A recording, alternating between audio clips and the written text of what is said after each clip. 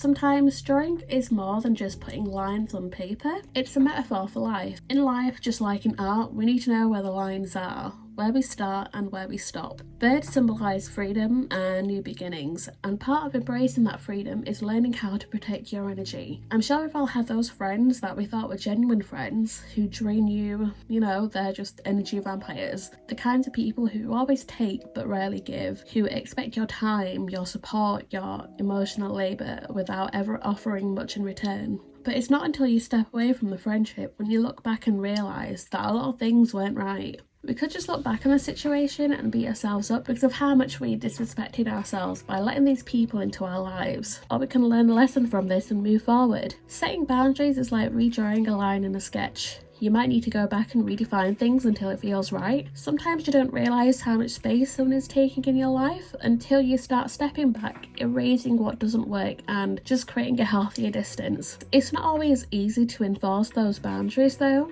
People might not like it when you change the rules of the friendship, especially if they've gotten used to overstepping with other people in their lives. Somehow they believe if other people around them are okay with their toxic energy, then everyone else will be okay with it, but that's not true. With these kinds of people, the result of drawing boundaries is always worth it. It's about protecting your peace, your creativity, your energy, your mind state and well-being. Boundaries don't mean shutting people out. They mean deciding who gets to come in. They're an act of self-love and self-preservation, and just like the swallow, they allow you to fly free without being weighed down by people or situations that drain you. Think of it like inking it over the sketch. Once you've made that line bold and clear, it's permanent. The boundaries are set, and now they are respected by others and by you. Your energy, your time, and your peace are sacred, and not everyone deserves access to it. And that's the truth. This video is short and sweet, but